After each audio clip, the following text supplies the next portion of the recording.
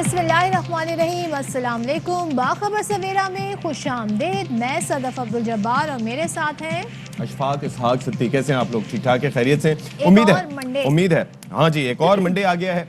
आपका वीकेंड उम्मीद है कि अच्छा गुजरा होगा। इस दफ़ा कोई खुदा न खासा कोई ऐसी खबर नहीं आई जिसने हमें हिला के रख दिया हो। अगर हम इंसानी अलमिया के हवाले से बात करें, वैसे सियासी माहौल से तो काफ़ी सारी चीज़ें आती रहती हैं। तो क्या है सियासत में वो है जहाँ पे हम गर्मा गर्मी देखते रहते हैं। और आज एक और अच्छी खबर है अशफाक, और वो ये कि सुप्रीम कोर्ट की पहली खातून जज का हल्फ उठाने जा रही हैं जस्टिस आयशा मलिक। तो this is the thing to celebrate. और यकीनन जस्टिस आयशा मलिक की तैनाती पर हमने देखा कि लोगों ने बड़े इस पर अपने कमेंट्स दिए, इजहार किया। उन्होंने कहा कि ये बहुत खुश आइंद है और इस तरह की जो रीत है, रिवायात है, उन्हें आगे बढ़ना चाहिए। देखिए जी, दो मुतजाद उसके अंदर आ रहा थी जो हमने जुडिशियल कमीशन में भी देखी। ठीक है, एक तो ये था कि सीनियरिटी लिस्ट में 4 नंबर पीछे थी वो। अच्छा, फिर सीनियरिटी के हवाले से फिर कहा गया कि वो तो इफ्तिखार मोहम्मद चौधरी साहब ने वो पैटर्न ही चेंज कर दिया था। तो जब दीगर जजेस का चुनाव हो सकता है तो उनका क्यों नहीं। फिर एक और चीज़ ये थी, कहा यह जा रहा था कि अगर वो लाहौर हाई कोर्ट में ही रहती तो वो मुमकिन तौर पर चीफ जस्टिस बन जाती। अब चूंकि वो सुप्रीम कोर्ट में आ गई हैं तो देयर इज अ चांस, एक तो उनकी मुद्दत 3 साल बढ़ गई है मजीद, वरना वो पहले रिटायर हो जाती हैं, और दूसरा ये कि ये इम्कान है कि वो चीफ जस्टिस ऑफ पाकिस्तान भी बन सकें। बिल्कुल। और कोरोना वायरस के हवाले से बताएं कि आपने सबने मोहतात रहना है, और जो नंबर्स एदादो शुमार आ रहे हैं वो अच्छे नहीं है, लेकिन थोड़ा सा लोगों में ये भाव है जो वो 42% और ये सारी परसेंटेज आ रही है, इसका ये मतलब नहीं है, हरगिज़ ये मतलब नहीं है कि 42% population of Karachi is affected by corona virus. इसका मतलब ये है कि जिन लोगों ने टेस्ट कराया है उनमें से जो 42% नंबर्स आए, परसेंटेज आई है। Before we move on to top stories, खुदा दा वास्ता है, ये जो किट्स हैं इनके रेट्स कम कर दें। अब तो बता दिया गया है कि चाइनीज किट्स से 1200-1300 का टेस्ट हो जाता है, और वैसे जो है 2000 तक का अगर कोई दूसरे ममालिक से, फिर भी ये हॉस्पिटल 6-7 हज़ार रुपए के टेस्ट कर रहे हैं जो प्राइवेट सेक्टर में है। ये ठीक नहीं है, और अगर सरकारी हॉस्पिटल्स के अगर हम इस्तेदाद बढ़ाएंगे तो लोगों को प्राइवेट हॉस्पिटल्स में जाना नहीं पड़ेगा। Top stories yes.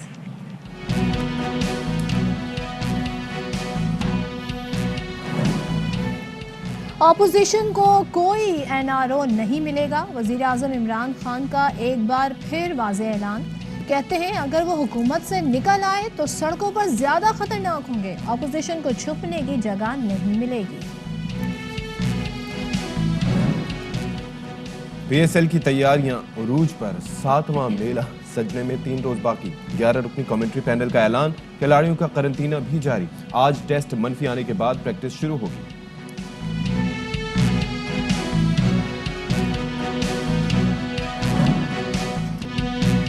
और हम खर्राटे क्यों लेते हैं? दूसरों की नींद खराब करने के साथ साथ ये तिब्ब साइंस का भी अहम मौजू है। सांस की नाली की तंगी या बहुत ज्यादा थकन इसकी वजूहात हो सकती है।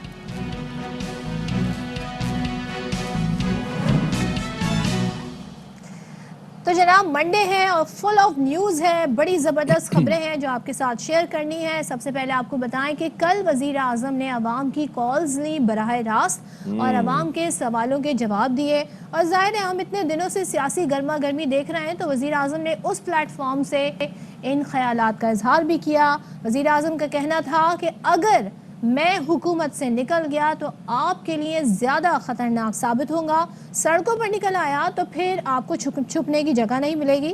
टेलीफोन पर वो आवाम से बराह रास्त गुफ्तगू कर रहे थे। उन्होंने कहा कि अपोजिशन 3 साल हो गए हैं शोर मचा रही है कि आज आ रहे हैं, कल आ रहे हैं। ये आवाम को सड़कों पर निकालने की कोशिश कर रहे हैं, और कौम जानती है कि वो उनके लिए अपनी चोरी बचाने के लिए निकल रहे हैं। लोगों में जो लावा पकड़ा है उसके बाद ये सब दोबारा भागेंगे। बिल्कुल ऐसी है। और वो सिर्फ शोषित छोड़ते हैं कि आज डील हो गई, कल डील हो गई, डील की बातें हो रही हैं। अब वज़ीर आज़म कहते हैं कि इनका टाइम ख़त्म हो चुका। और साथ में वज़ीर आज़म ने यह भी बता दिया कि अगले 5 साल भी उनकी हुकूमत होगी और ये हुकूमत अपनी मौजूदा मुद्दत पूरी करेगी। शहबाज शरीफ को वो कहते हैं अपोजिशन लीडर हैं, लेकिन वो उन्हें कौम का मुजरिम समझते हैं, और मुजरिमों से मफामत करूं तो इसमें मुल्क और अल्लाह से गद्दारी करूंगा। वज़ीर आज़म इमरान खान का कहना था कि अपोजिशन ने मुल्क में अफरा तफरी फैला रखी है, गुर्बत बढ़ गई है, लेकिन वर्ल्ड बैंक के मुताबिक पाकिस्तान की गुर्बत में कमी हुई है। अच्छा जी, तो वजीर आजम पाकिस्तान के अहम तरीन ये जो उन्होंने गुफ्तगू की, आवाम से मुखातिब हुए, एक अरसे बाद मुखातिब हुए, इस पर बात करने के लिए हमारे साथ एक नहीं दो तजियाकार मौजूद हैं। ओहो। तो जनाब सबसे पहले तारुफ कराएंगे आमिर ज़िया साहब हमारे साथ मौजूद होंगे, इसके साथ साथ साबिर शाकिर साहब भी सुबह सुबह माशाल्लाह बड़े भड़कते हुए रंग के लिबास में हमारे साथ मौजूद हैं और हमारी सुबह जो है उसको चार चांद लगा रहे हैं। बिल्कुल, गुड मॉर्निंग टू यू तो बोथ ऑफ यू। बहुत शुक्रिया जी आप दोनों साहिबान के, आपने सुबह सुबह वक्त निकाला। आमिर ज़िया साहब फरमाइएगा कि इनिशियल असेसमेंट क्या है वजीर आजम की जो स्पीच है, वाज दैट ऊजिंग, या जो गुफ्तगू कर रहे थे, ऊजिंग कॉन्फिडेंस या कोई और मामला है? देखिए, इत्मीनान बिल्कुल झलक रहा था और दो तीन पैगाम उन्होंने बड़े वाजे दिए। एक तो जो उनकी पॉलिसी रही है, तसलसल है हिज़्ब खिलाफ के दिनों से, कि करप्शन पे, बदनवान लोगों के खिलाफ उनका जो एक मौक़िफ़ है बड़ा सख्त, वो उसका उन्होंने इआदा किया है। उसमें हम देखते हैं कि कोई वो लचक दिखाने के लिए तैयार नहीं, और बाज़ लोग इस पर तनकीद करते हैं। लेकिन मैं हमेशा से कहता हूँ कि इमरान खान साहब का अगर कोई यूनिक सेलिंग पॉइंट है आज के उसमें, तो वो यही है कि जिनका करप्शन के खिलाफ और बदनवान लोगों के खिलाफ दो टोक मौक़िफ़ है। तो लोग समझ रहे थे क्योंकि दबाव में आ रहे हैं, महंगाई बढ़ रही है, और एक फिर आपने देखा होगा कि अशफाक साहब के पूरा जो इस वक्त एक कहते हैं ना, एक एस्टेब्लिशमेंट को लोग तनकीद करते हैं, एक इस मुल्क में मीडिया एस्टेब्लिशमेंट है और एक पॉलिटिकल एस्टेब्लिशमेंट है। अच्छा। इन दोनों ने मिलकर जो पूरा माहौल आप देखते हैं कि बनाया हुआ था कि हुकूमत जो है वो कांप रही है और हुकूमत जो है जा रही है, आ रही है, इस तरह की बातें, तो उसके तनाजुर में भी आप देखें तो उसमें वही बात आपको पैगाम नजर आता है कि वो करप्शन के खिलाफ किसी किस्म की मुफाहिमत नहीं करेंगे। और ये बात जो है आज भी बहुत सारे पाकिस्तानियों को, उन दानिश्वरों को छोड़ दें जो मतलब है कि मुंह चुगाफी करते हैं टीवी के स्क्रीन पे बैठकर कि जनाब हाथ मिला लें और जमहूरियत के नाम पर जो है तमाम करप्ट और ईमानदार सब बराबर हैं, तो वो वाली बात वो नहीं कर रहे। और वो जाहिर है कि जो उनका वोट बैंक है और जो उनको लोग फॉलो करते हैं और जो आम पाकिस्तानी भी है जो करप्शन से बेदार हैं, तो वो लोग जो है उनको एको करती है वाली बात। फिर दूसरा जो उन्होंने एक अपनी पॉलिसीज के हवाले से जो एक्सप्लेनेशन दी है, जिस तरह से समझाया है कि माशी चैलेंजेस क्या है, और माशी चैलेंजेस में दो बातें अगर मैं कहूँगा इख्तिसार के साथ, कि एक हकीकत उन्होंने बयान की कि माशी नमू में इजाफा हुआ और उसमें कोई मतलब है जो इंडिकेटर्स बताया उन्होंने क्या इस वक्त शो कर रहे हैं, लेकिन उन्होंने साथ में ये भी कहा कि गुर्बत, महंगाई की वजह से वजीर आजम को नींद भी नहीं आती है रात में। इस पर मजीद भी बात करेंगे, आप दोनों साथ रहिएगा क्योंकि कुछ डेवलपिंग स्टोरीज भी हमारे सामने आ रही है। तो अशफाक का PNS स्ट्रगल की बहरी बेड़े में शमूलियत की आज तकरीब मुनक्किद हो रही है, जिसके मनासिर आपको बराह रास्त सिखा रहे हैं। हाँ जी, तो इसमें जी जनाब 10 से किंग हेलीकॉप्टर्स भी पाक बहरिया के फजाई बेड़े में शामिल होंगे। चले जी, तो ये मनाजिर आप देख रहे थे ये वैसे तो एयरक्राफ्ट कैरियर नहीं है, लेकिन ये बेसिकली ये जहाज़ आप देख सकते हैं कि बड़ा स्टेट ऑफ द आर्ट ये शिप है और ये फ्रिगेट है। बेसिकली चार जो हैं इनमें से जो पाकिस्तान को दी जाएंगी चीन की तरफ से, और इसके अंदर ये है कि सी किंग जो हेलीकॉप्टर्स हैं, जिस तरह से सदफ ने बताया कि वो भी इसका हिस्सा होंगे। सी किंग हेलीकॉप्टर्स बेसिकली वो समंदर की निगरानी और आसपास जो है वो काफ़ी सारे उसमें काम वो अंजाम दे सकते हैं।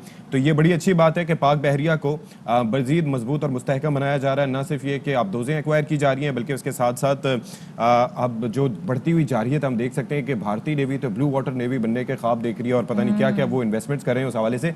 लेकिन पाकिस्तान भी किसी से कभी भी पीछे ना रहा है और ना रहेगा, और ये इसी सिलसिले की एक कड़ी है। ज़बरदस्त जनाब, और यकीनन और इससे हमारी दिफाई सलाहियतों में मजीद इजाफा होगा। इससे पहले हम गुफ्तगू कर रहे थे वज़ीर आज़म की कल गुफ्तगू जो उन्होंने अवाम से मुखातिब होते हुए की है।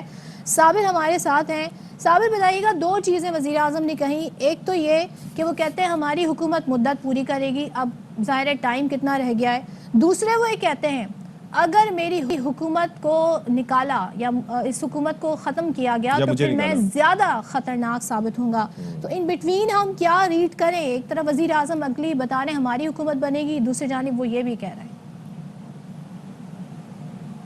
एक तो आपका शुक्रिया बहुत बहुत, दूसरा ये कि सुबह सुबह ज़रा लाइट सी स्टोरी लिया करें, हल्की फुल्की सी कोई नाश्ते वाश्ते की, कोई पराठे की, कोई आमलेट की। साबिर भाई वो 10:30 बजे का टाइम है, देना शुरू हो जाते हैं। वो 10:30 बजे हम नाश्ता करवाते हैं। वो पहले रखा करें 10:30 बजे तो टाइम खत्म हो जाता है नाश्ते का।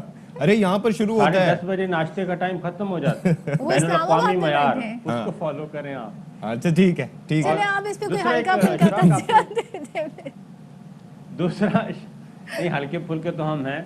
दूसरा एक और बात भी बता दूं, एक आमरदा साहब ने भी आपने तंग किया सुबह सुबह। हाँ। तो सूरत हाल ये है कि एक तो जस्टिस आयशा मलिक साहब के बारे में आपने कहा, तो वो उन्होंने definitely chief justice of Pakistan बनना है सर देखें 2030। क्या बात है, मैंने कहा कंफर्मेशन आप देंगे डेफिनेटली लेकिन हमने- जबरदस्त। हाँ, तो इंशाल्लाह 2030 में वो चीफ जस्टिस ऑफ पाकिस्तान होंगी इंशाल्लाह, और 2031 में उन्होंने रिटायर होना है। बिल्कुल। तो ये पाकिस्तान की पहली खातून चीफ जस्टिस सुप्रीम कोर्ट ही नहीं बल्कि पहली खातून चीफ जस्टिस ऑफ पाकिस्तान भी बनेंगी। तो बिल्कुल। ये इजाज़ उनको हासिल होगा, इसीलिए उनके रास्ते में काफ़ी रोड़े अटकाए गए और वो उन तमाम अब तो नहीं होगा ना, अब तो रोड़ों को चीफ आज जस्टिस तो वो पहुंचने सीनियरिटी के बेस पे बनेगी, तो लाजिम है कि हम भी देखेंगे। जी हाँ, अब आ जाए सियासी मामले पे सर। बिल्कुल उनकी।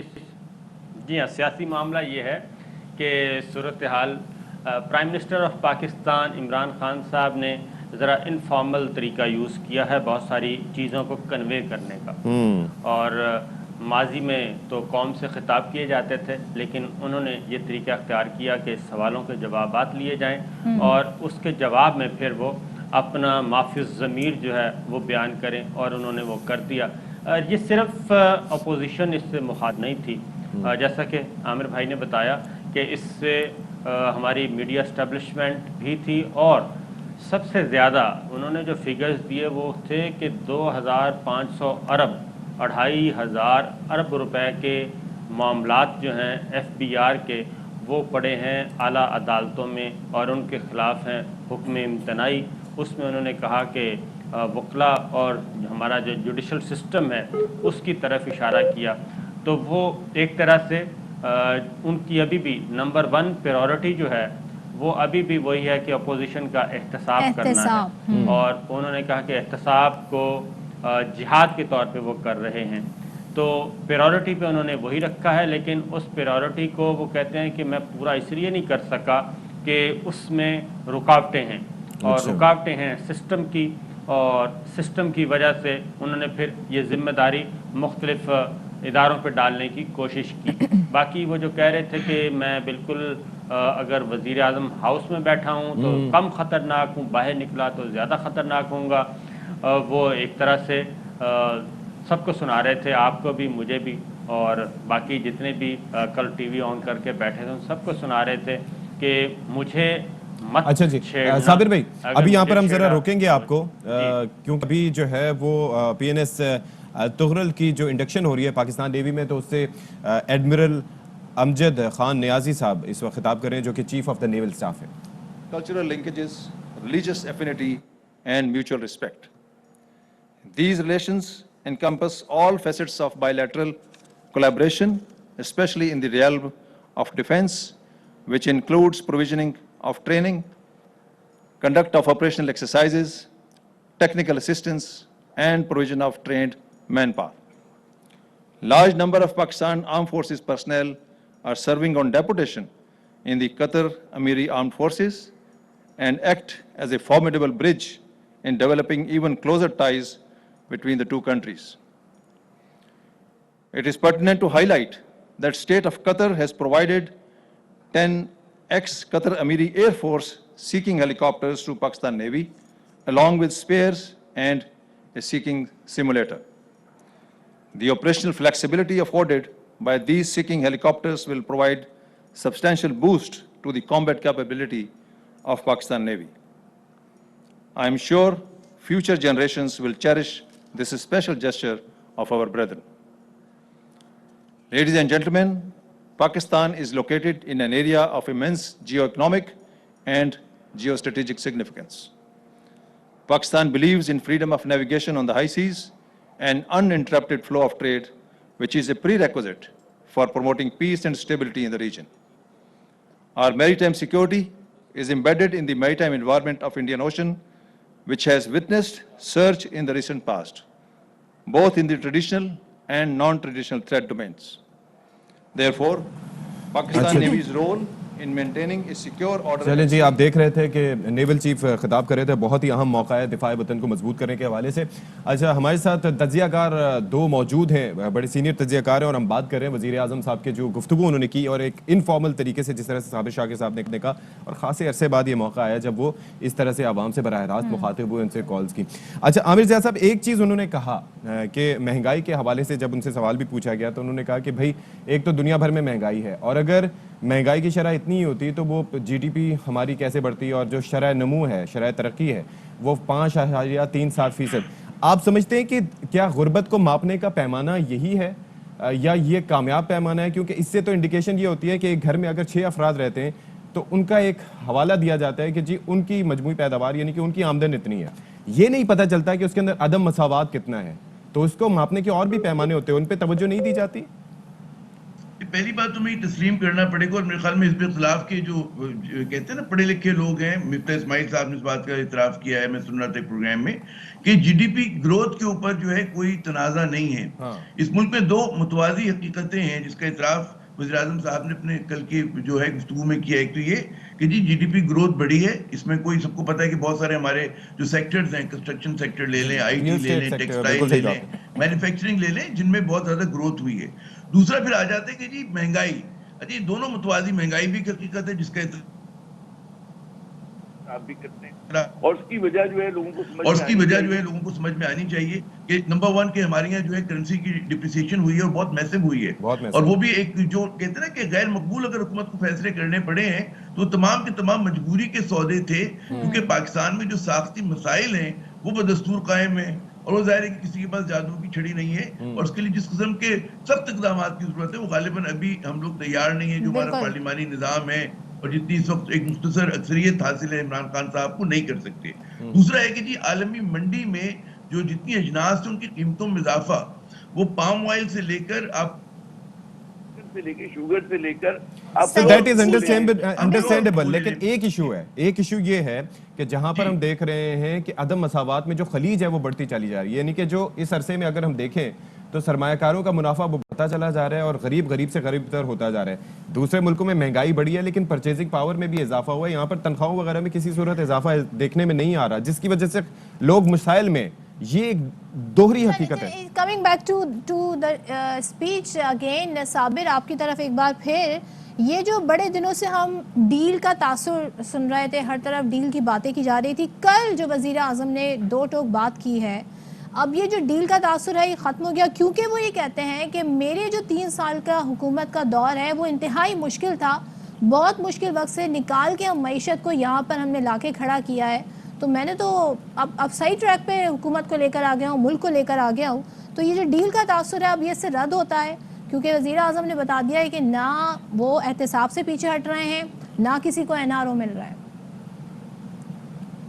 देखिए, एक बात ध्यान में रखिएगा कि अब प्राइम मिनिस्टर ने इलेक्शन में जाना है और इलेक्शन ईयर स्टार्ट हो चुका है, तो अब उनको ये डील ढील, इस तरह के अकाउंटेबिलिटी, इस तरह के टॉपिक से निकल के बहुत ज़्यादा तवज्जो देनी चाहिए लोगों को डिलीवर करने की गवर्नेंस पे। और आमिर ज़िया साहब की बात सही है, लेकिन उससे आगे बढ़ें कि रिट ऑफ द गवर्नमेंट नज़र नहीं आ रही। वो खुद prime minister of Pakistan, chief executive हैं, वो खुद बता रहे हैं कि 1000 अरब रुपए का मुनाफा हुआ सनतों को, लेकिन उस मुनाफे में से आगे वर्कर्स को नहीं पहुंचा, उनकी तनख्वाहें नहीं बढ़ाई गई, उनके दुखों का मुदावा नहीं किया गया। तो वो किसने करना है और किसने करवाना है? ठीक है ना, किसने करवाना है?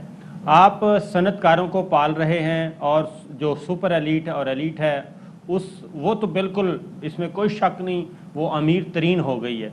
लेकिन ये गवर्नमेंट का काम होता है, रेगुलेटरी इदारों का काम होता है जो हुकूमत के मातहत हैं कि वो ग्रास रूट लेवल पे उसका फ़ायदा पहुंचाएं।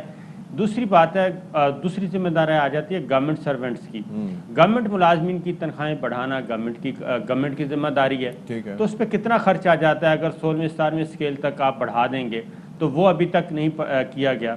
तो मसाइल जो है वो एक तरफ शरह नमू बढ़ रही है, बहुत अच्छी बात है, उसको चैलेंज नहीं कर रहा कोई, और पैसे की रेल पेल है, बहुत अच्छी बात है। लेकिन फिर जो एक मुतवसत और एक नीचे वाला पिछा हुआ तबका है, जिसके लिए वज़ीर आज़म इमरान खान कहते हैं कि रियासत मदीना की मिसाल देते हैं, तो उस पर तो फिर ज़्यादा तवज्जो देनी चाहिए।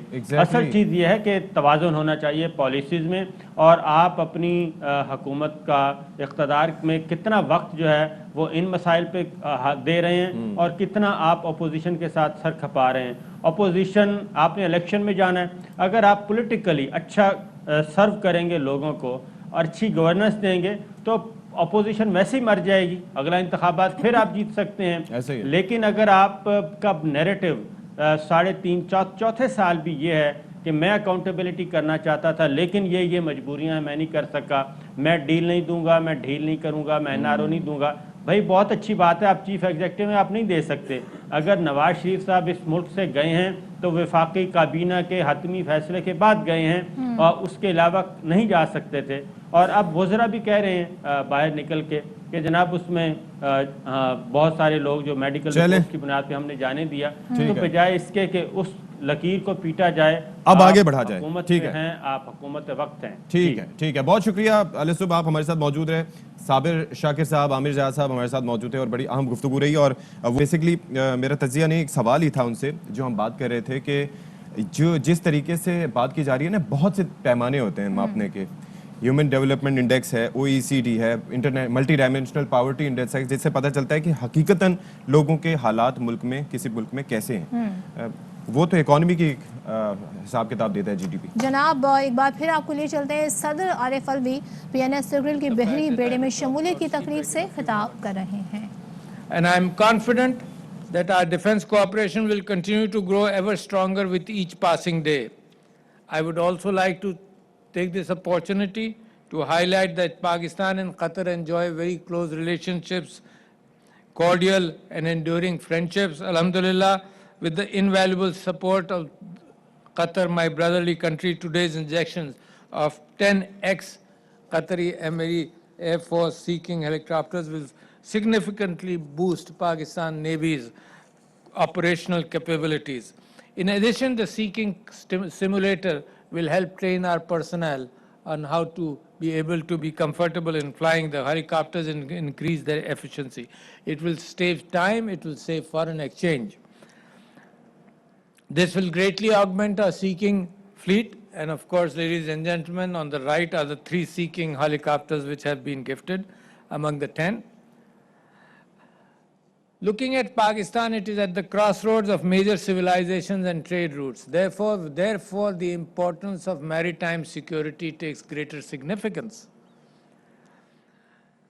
And it is the responsibility of Pakistan to ensure that. That is why I have been talking about peace as very important. Our neighbor, Bharat, for instance, has to safeguard its own self, and it has a very belligerent attitude even in the seas. Pakistan has the responsibility of itself. Pakistan has the responsibility of all landlocked countries north of Pakistan, including Afghanistan, including Turkmenistan, Tajikistan, and you keep on naming the Central Asian states. I was recently in a visit to Gwadar, and I believe as this trade route becomes important, so does the sea routes. Making sure that the sea lanes are safe becomes a responsibility, increasing greater responsibility of Pakistan. If you look at the Karachi port, for example, Karachi port is a big port, but I envisage, considering that Pakistan will be the sole route outside for big countries, all the Central Asian states as well as Afghanistan, I envisage that Gwadar, inshallah, will become bigger, and the responsibility of Pakistan to ensure the fact. तो जनाब सदर मुमलिकत खिताब कर रहे हैं। साथ ही एक और अच्छी खबर जो हमने आपको शुरू में ही बताई वो ये कि सुप्रीम कोर्ट की पहली खातून जज जस्टिस आयशा मलिक ने अपने ओहदे का हल्फ उठा लिया है। हल्फ बर्दारी की तकरीब सुप्रीम कोर्ट बिल्डिंग के हॉल में हुई। मनाजिर आपको दिखा रहे हैं। चीफ जस्टिस गुलजार अहमद ने जस्टिस आयशा मलिक से ओहदे का हल्फ लिया। तकरीब में सुप्रीम कोर्ट के तमाम जज साहिबान ने शिरकत की और ये चीफ जस्टिस गुलजार अहमद ही थे जिन्होंने 2 बार रिकमेंडेशन की थी जस्टिस आयशा मलिक की। तो जनाब तारीख रकम हो रही है। ये मनाजिर आपको दिखा रहे हैं। हल्फ बर्दारी की तकरीब सुप्रीम कोर्ट बिल्डिंग में मुनक्किद हुई। हल्फ उठा लिया है। अब वो सुप्रीम कोर्ट की बतौर जज अपने फ़राइज़ संभालेंगी और जैसे कि हमें साबिर भी बता रहे हैं कि 2030 वो साल होगा जब ये चीफ जस्टिस ऑफ पाकिस्तान भी बन सकती हैं फॉर अ ईयर। बिल्कुल जी, that would be great and that would be the first time in the history of Pakistan कि ये वक्त आएगा। और जिस तरह से मैं कह रहा था कि लाजिम है कि हम भी देखेंगे। हसन अयूब हमारे साथ मौजूद हैं। तो हसन अयूब, आज एक तारीखी दिन और आज तारीखी लम्हा था जो आपने विटनेस किया। जी बिल्कुल, आज ये पाकिस्तान की जुडिशरी की तारीख में एक नया जो है वो संग-ए-मील अबूर हुआ है। पहली खातून जज सुप्रीम कोर्ट ऑफ पाकिस्तान की जज बनी है। आज उनकी तकरीब हलबरदारी थी, जिसके अंदर जो है इस मौके तक पहुंचने के लिए जस्टिस आयशा मलिक और जो मौजूदा chief justice supreme court of Pakistan है, इनको बड़ी मुश्किलात का सामना रहा, क्योंकि मुल्क की जितनी भी जो लॉयर्स की बॉडीज थी, नुमाइंदा तंजीमें थी, उन्होंने मुखालफत की। उनका बुनियादी जो इख्तलाफ था इस मामले के ऊपर, वो कहते थे कि सीनियरिटी के प्रिंसिपल को मद्देनजर नहीं रखा जा रहा। लेकिन सुप्रीम कोर्ट ऑफ पाकिस्तान के जो चीफ जस्टिस मौजूदा हैं, जस्टिस गुलजार अहमद, वो इस हवाले से जो है वो बड़े जो है उन्होंने अपनी 2 मरतबा उन्होंने जस्टिस आयशा मलिक का नाम तजवीज़ किया। एक दफ़ा जो है वो जुडिशल कमीशन से जस्टिस आयशा मलिक का नाम मंजूर नहीं हो सका, जबकि दूसरी मरतबा फिर उन्होंने तजवीज़ किया और उसमें उनको कामयाबी हासिल हुई। आज मैंने जब उनसे सवाल किया chief justice supreme court of Pakistan से कि आपको दूसरी मरतबा जो है उनका नाम तजवीज़ करना पड़ा, तो उन्होंने उंगली उठाई और अल्लाह की तरफ देखा और उन्होंने कहा कि अल्लाह ताला बरहक है, मैंने जिस मकसद के लिए जो कोशिश की थी वो अल्लाह ताला ने मुझे वो मकसद जो है वो दे दिया है। तो बुनियादी तौर के ऊपर पाकिस्तान की जो तारीख है जुडिशरी की, उसमें ये पहली खातून जज हैं। इससे पहले तमाम हाई कोर्ट्स के अंदर जो है वो आला ओहदों के ऊपर खवातीन जजेस रह चुकी हैं, लेकिन सुप्रीम कोर्ट में ये पहला मौका है।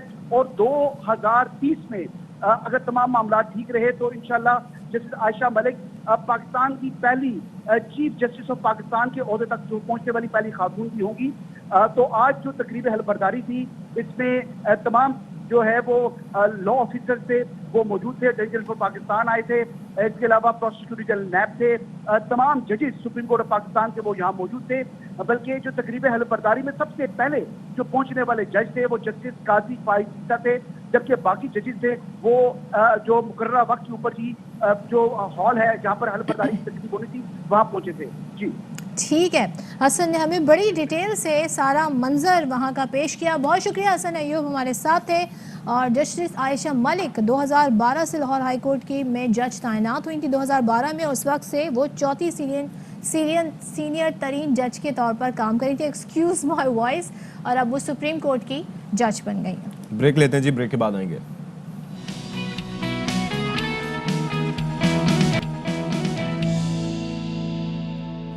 अच्छा जी, अब आपको हम जरा बताते हैं कि अब से कुछ देर पहले जस्टिस आयशा मलिक हम देख रहे हैं कि उनकी हलफबरदारी की तकरीब हुई थी। एक बार फिर से आपको मनाजिर दिखाते हैं। And faithfully in accordance with the Constitution of Islamic Republic of Pakistan and the law. In accordance with the Constitution of the Islamic Republic of Pakistan and the law. And that I will abide by the code of conduct issued by the Supreme Judicial Council. That I will not allow my personal interest to influence my official conduct or my official decisions. That I will preserve, protect and defend the Constitution of Islamic Republic of Pakistan.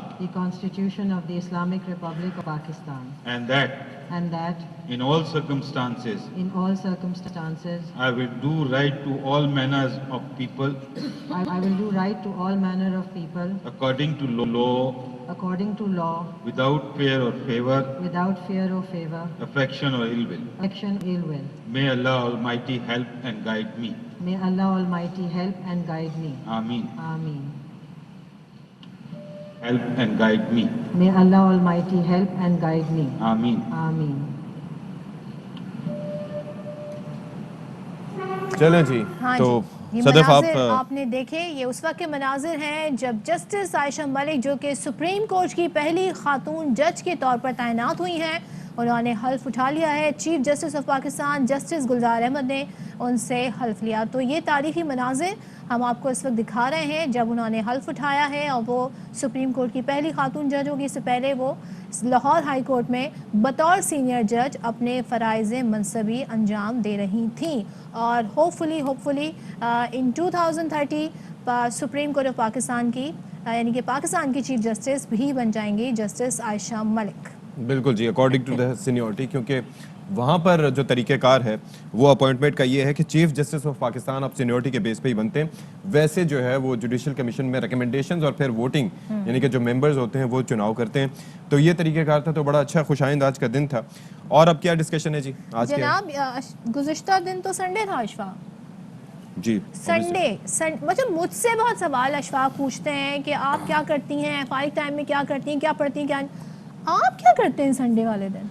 सुकून से सोता हूँ, नींद पूरी करता हूँ, उसके बाद नाश्ते का कितने अरेंजमेंट होता घंटे? है। मतलब 12 तो बज जाते हैं उठते उठते, क्योंकि देखें वैसे सदफ सोचे मैं समझी 12 घंटे। नहीं 12 घंटे हो ही जाते हैं। हाँ, अच्छा। अब क्या कोई रिपोर्ट है इस पे हमारे पास? हाँ जी, अब अशफाक ने तो बता दिया कि वो सो के और नाश्ता करके दिन गुजारते उसके हैं। बाद भी मसरूफियात होती है। कराची वाले कैसे गुजारते हैं, जरा ये देख लेते हैं।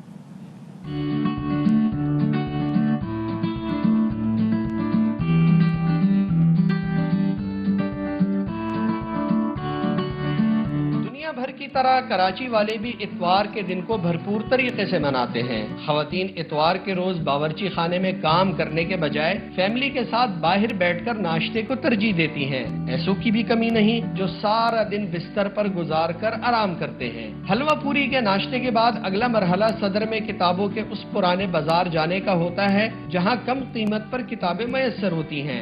सब घर वाले इतवार के रोज न सिर्फ कई घंटे साथ गुजारते हैं बल्कि दोस्तों और रिश्तेदारों से भी खूब मुलाकातें होती हैं। कराची वालों का इतवार और मेरा इतवार सेम ही होता है। सेम से मुराद ये है कि अभी हम लोग निकले जैसे नाश्ता करने गए बंस रोड पे, अच्छा सा नाश्ता किया है, अभी पार्क में आ गए, बच्ची ने बोला पार्क में चलते हैं थोड़ी देर। थोड़ा सर्दी का मौसम है, ठंडी हवा चल रही है, थोड़ा सा धूप खाएं, और क्या चाहिए कराची वालों को। फैमिली की एक्टिविटी तो यही है, बच्चों को लाएं, यहाँ पे बुक फेयर लगा हुआ है, बच्चों को दिखाया है, थोड़ी एक्टिविटी की है, थोड़ा इनके बारे में बताया स्टेरियो हॉल के बारे में लो बच्चों को। बस ये थोड़ा बहुत यहाँ वक्त गुजारेंगे 1 आध घंटे का, फिर लंच करेंगे, उसके बाद फिर किसी फैमिली से किसी मेंबर के पास चले आएंगे मिलने। जॉब कर रही होती हूँ तो मेरे पास सिर्फ एक संडे का दिन होता है अपने बाकी सारी कमिटमेंट्स के लिए। तो या तो फैमिली के साथ गुजरता है, कहीं आउटिंग पे चले जाते हैं जैसे आज बुक फेयर में आए, या तो कहीं फैमिली के पास चले जाते हैं किसी और रिश्तेदार के पास, या कभी फ्रेंड्स के पास चले जाते हैं। जैसे कराची में इतनी कोई खास जगहें हैं नहीं कि जहाँ पर आप जा सकें, एक्सप्लोर कर सकें। तो ये 4-5 चीज़ें ही होती हैं हमारी फिंगर टिप्स के ऊपर कि हमने ये चीज़ें कवर करनी है आज के दिन। इतवार के रोज कराची की सड़कें खाली, दफातर वीरान और पार्क आबाद होते हैं। कोई क्रिकेट खेलकर अपना वक्त गुजारता है तो कोई इन पार्क्स में अक्कासी के शौक पूरे करता है। संडे का दिन था, रोड सब खाली थे, आने में आसानी हुई है। और ये शाम में कराची में तो शाम में क्राउड होता है, तो इसलिए सुबह आए तो जरा रोड थोड़ा खाली मिले। संडे के दिन थोड़ा रश सुबह कम होता है, इस वजह से हम लोग को काम करने में थोड़ा फ्रीडम मिलता है, खुल के काम कर सकते हैं। वैसे तो फोटोग्राफी से वाइफ के साथ घूमना फिरना है तो अम्मी के साथ घर पे होते और कहाँ जाएंगे। अब इस नए नवेले शादीशुदा जोड़े को ही देख लें जो कि अपने नए सफर का आगाज खूबसूरत तस्वीर बनाकर कर रहा है। इतवार का दिन इसलिए है कि नॉर्मली माहौल अच्छा होता है और यहाँ पे इतनी रश नहीं होती इस हॉल के अंदर, और संडे को बेसिकली छुट्टी भी होती है, ऑफ होती है, जिसकी वजह से और हमारे भाइयों वगैरह सब ने यही मुझे बोला कि संडे को शूट रखते हैं और उस पर थोड़ा मज़ा आएगा और बहुत अच्छा लगता है। इतवार की छुट्टी का टिकटॉकर्स भी खूब फायदा उठाते हैं, कैमरे उठाकर अपनी वीडियोस बनाते हैं और यूं उनके चाहने वालों में खूब इजाफा होता है। हम तो बिल्ली इसलिए लाए, मैं देख के तो कोई नहीं आता है, बिल्ली के लिए आते हैं। टिकटॉक्स बनाते हैं, अच्छा पार्क है यहाँ पे, पब्लिक प्लेस है तो वो वीडियोस अच्छी बन जाती हैं। यहाँ पे पब्लिक को डांस वांस ये चीज़ अच्छी लगती है तो इसी वजह से वो वाली वीडियो ज्यादा वायरल होती हैं, तो वही बनाते हैं हम लोग। महंगाई, परेशानी और मुश्किल हालात से निबर्द आजमा कराची वाले इतवार से भरपूर तरीके से लुत्फ उठाते हैं, जिसका मकसद कुछ देर के लिए ही सही परेशानियों को मुकम्मल तौर पे नजरअंदाज करना होता है। मुल्क की सबसे बड़ी आबादी वाले शहर में तफरीह के मौके तो खासे कम हैं, लेकिन इसके बावजूद इतवार के रोज शहरियों ने अपने लिए कई ऐसी मसरूफियात ढूंढ ली हैं जहां वो फुर्सत के कुछ लम्हात सुकून से गुजार सकते हैं। कैमरामैन मुस्तंसर हुसैन दानिश के साथ फैजुल्ला खान, ARY न्यूज़, कराची। तो जनाब कितना ज़रूरी है ब्रेक आपकी ज़िंदगी में? संडे आना ज़रूरी है ताकि आप प्रोडक्टिव हो जाएं। हम भी यहाँ पर ब्रेक लेते हैं, ब्रेक के बाद वापस आते हैं।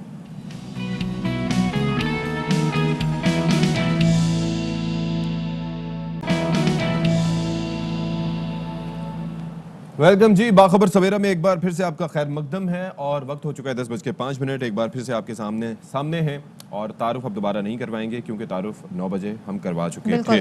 हाँ तो बात यह है कि भाई जहाँ पर हम दीगर काफ़ी चीज़ों की बात करें वहाँ पर एक और मसला है इस वक्त जो है वो शदीद धुंध का है, जो कि पंजाब के मुख्तलिफ इलाकों को उसने अपनी लपेट में लिया हुआ है और काफ़ी शदीद धुंध की वजह से एयरपोर्ट पे फ़्लाइट ऑपरेशन वगैरह भी खासा मुतासर है, मोटरवे भी बंद किया गया है। तो ये मसले मसाइल अपनी जगह और मौजूद है। कराची में एक बार फिर से सर्दी की शिद्दत में इजाफा हो गया है। सिंगल डिजिट में आ गया भाई। हाँ जी, सिंगल डिजिट में आ गया है। 2 दिन तक तो कुछ हालात ऐसे थे कि जनाब सिर्फ गर्द थी, मट्टी थी, गर्द और मट्टी का तूफान ही तूफान था। इतनी तेज हवाएं थी, बड़ी लोगों ने उस पर मीम्स भी बनाई कि आप घर से निकलें, घर वापस आएँ तो एक मट्टी में अटा हुआ इंसान घर वापस आए। तो अब वो हवाएं जो हैं वो थम गई हैं, लेकिन सर्दी बढ़ गई शुक्र है जी। और आज की जो हमारी टॉप स्टोरीज हैं, फिर उसकी जानिब बढ़ते हैं और मज़ेदार बहुत सारी चीज़ें हैं जो आपके साथ टॉप स्टोरीज के बाद शेयर करेंगे।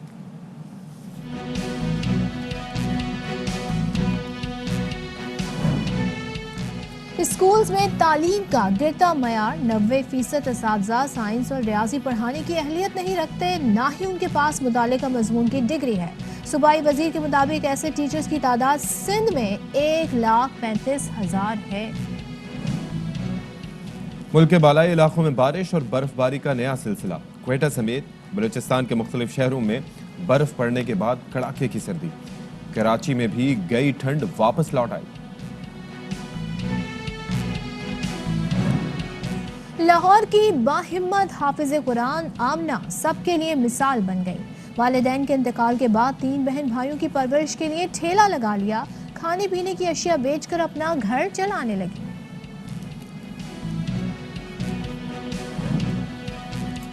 और सर्दी के मौसम में सरसों का साग, देसी मक्खन, मकई की रोटी का कोई जवाब नहीं। जैकबाबाद का साग देहात के अलावा शहरों में भी पसंद किया जाता है। मतलब 10 बजे हो और खानों का जिक्र ना हो, वो भी सरसों का साग। अच्छा, और हम देखें कैसे तसलसल से चल रहे हैं। हाँ जी। हम तसलसल से कैसे चल रहे हैं कि हमने बात की 9 बजे के आखिर में कि किस तरीके से लोग इतवार का दिन गुजारते हैं। तो मैंने बताया कि जी लंबी नींद पूरी करके सुकून से मज़े से 10-12 बजे उठ के और बाकी काम निपटा के, अब जो है वो नींद का जो मामला है उसमें फिर एक मसला जो है वो कई लोगों को दरपेश होता है, वो होता है जनाब खराटों का। आप लेते हैं खराटे? नहीं, मैं ऐसा कभी इत्तेफाक नहीं हुआ, लेकिन अगर कोई जैसे खराटे ले रहा हो सोते हुए, तो उसके अंदर उसके कान में वैसे ही आवाज आती है दी जाती है जैसे कि मेरे कान में दी गई कि भाई अभी मेरे कान में भी आई है। तो ये खराटे की वजह से होता है कि भाई वो लोग परेशान हो रहे थे, पहले बर्दाश्त करते हैं, तकिए मुंह पे रख लेते हैं कि किसी तरीके से शख्सी आवाज ना आए, और किसी हद तक नफरत भी होना शुरू हो जाती है। खवातीन को आज दूंगी, वो कम खराटे लेती है। मैंने नहीं सुना किसी खातून के बारे में। मरना है शौहर ने बेचारे ने मतलब कहे बीवी को, बेगम आप मुंह खोल के खराटे ले रही थी, उसके बाद फिर बताने वाला कौन होगा? नहीं, मैंने नहीं देखा अशफाक, बहुत कम ऐसा होता है। ये हमारे मर्द हज़रात को देखा है आपने खराटे लेते हुए? मैंने सुना है। मैं अपने अब्बा की मैं बात करूंगी, उनकी हद तक मैंने सुना। ठीक है। तो चले जी इसी पर हम जरा बात कर लेते हैं कि ऐसा क्यों है, बेसुरा राग क्यों सुनना पड़ता है और इसमें सुर क्यों नहीं आते। मिसाल के तौर पर अगर कोई सिंगर भी खराटे ले रहा है तो उसकी आवाज तो सुरीली होनी चाहिए, लेकिन ऐसा क्यों नहीं होता। तो इसी पर बात करते हैं। डॉक्टर इकबाल खयानी साहब हमारे साथ मौजूद हैं, जो ENT के प्रोफेसर भी हैं और मुताल्लिका शोबे में पाकिस्तान के पहले PhD भी हैं। तो हैट्स ऑफ टू हिम, माशाल्लाह हमारे साथ स्टूडियोज में मौजूद है। सर बहुत शुक्रिया आपने यहाँ पर हमारे लिए वक्त निकाला। सबसे पहले बता दें कि ये क्यों है ये खराटे, कहाँ से आए हैं ये खराटे और सुरीले क्यों नहीं है ये खराटे? ओके, मसला यह है कि जो खराटे हैं जिसको स्नोरिंग अंग्रेजी में कहते हैं, वो किस तरह पैदा होते हैं। अच्छा, जब भी कोई सांस लेने की जो रास्ता है उसमें कोई रुकावट होगी तो उसमें इर्ताश होगा, वाइब्रेशंस होंगी, तो वो वाइब्रेशन जो आवाज़ पैदा करेंगी उसको खराटे कहेंगे।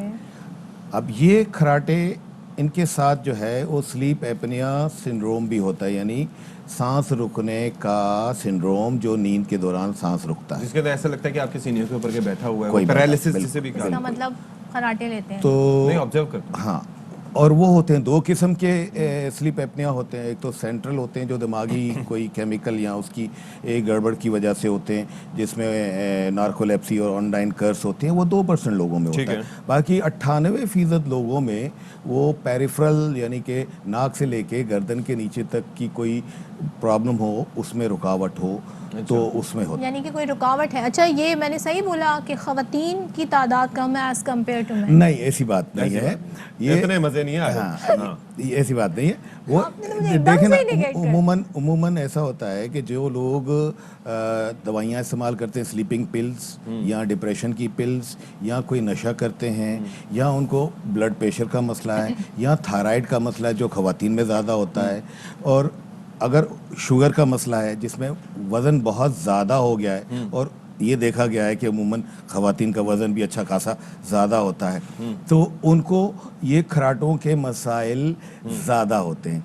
इसके अलावा अगर सर मैं बताऊं ना रीजन क्या है, असल में खवातीन को हार्ट अटैक्स वगैरह कम होते हैं ना, तो इसलिए वो सोचती हैं कि हर मर्ज उनको कम होगा। मैं तो खराटों की बात कर रही लेकिन थी, शुक्र है कि यहाँ तो ऐसा सारा नहीं है। मसला खवातीन पर आ गया है। नहीं, इसके अलावा देखे ना, नाक की अगर हड्डी टेढ़ी हो, नाक बंद हो, पॉलिप्स हो, गोश्त हो, या साइनस का प्रॉब्लम हो, नाक के पीछे गदूद हो, जैसे जो कि बच्चों में होता है 10 साल की उम्र में, वो भी खराटे लेते हैं। अच्छा, बच्चे भी एडिनोइड्स, हाँ, जिसको एडिनोइड कहते हैं, या कोई और रसोली हो बड़ों में, या उसके नीचे आ जाएं तो टॉन्सिल बहुत बड़े बड़े हो जाएं जो कि उसमें सांस लेने में रुकावट पैदा कर रहे हों, और इसके अलावा तालू जो है उसका वो फटा हुआ टूटा हुआ हो पैदाइशी तौर पर। इतने सारे मसाइल हैं। अच्छा, मुझे ये बताएं कि पहले हम ये भी सुनते थे कि बाज लोग लेजर भी करवा लेते थे, और जो वो इर्तियाश पैदा करने वाली चीजें थी उनको जला देते थे ताकि उसका हल हो, लेकिन उसके साइड इफेक्ट्स भी होते थे। जी जी, दवाएं भी हैं इसकी कोई? दवाई से कोई खास खादर खा जो है वो अफाका नहीं होता इसमें। उसमें इलाज के लिए एक तो अव्वल तो पहले तो हम देखेंगे कि उसके असरात क्या पैदा होंगे इंसान की रूटीन पे या आम जिंदगी में।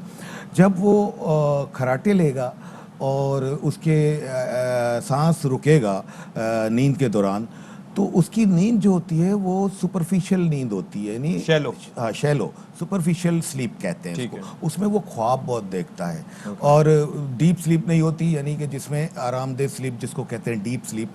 तो जब वो सुबह उठता है तो वो फ्रेश नहीं होता, ठीक है, और जब वो दिन में काम करने जाता है तो उसकी परफॉर्मेंस पे फर्क पड़ता है। यानी हैवी अगर मशीनरी चला रहा है या गाड़ी चला रहा है, ऐसे लोग भी हैं जो गाड़ी चलाते चलाते सो जाते हैं, तो ये किसी बड़े हादसे का बायस बन सकता है। तो इसीलिए ऐसे लोगों को हैवी मशीनरी और लेकिन सर, गाड़ी चलाने से ये भी होता है कि देखिए, एक चीज़ तो ये है कि हम देख रहे हैं कि वो शख्स खुद मुतासर हो रहा है, लेकिन अगर वो खराटे ले रहा है तो उसके आसपास जो दीगर अतराफ हैं वो भी मुतासर हो रहे हैं। मैं उस पर आ रहा हूँ। वो इस तरह कि इसकी अज़दवाजी ज़िंदगी पे भी असरात मुरतब होते हैं। यहाँ तक कि मगरबी ममालिक में सेपरेशन और तलाक तक नौबत आ जाती है कि इतने खराटे लेते हो तुम, जो है मैं आपके साथ नहीं रह सकती, तो या सेपरेशन हो जाता है या फाइनली डाइवोर्स हो जाता है, ठीक है। तो ये बात मगरबी दुनिया में होती है। हमारे यहाँ तो बेचारी जो खवातीन है वो बर्दाश्त करती हैं, मर्द बर्दाश्त करता है, वो भी तो बेचारा ही होता है ना, वो भी बेचारा ही होता है, तो वो भी बर्दाश्त कर रहा होता है।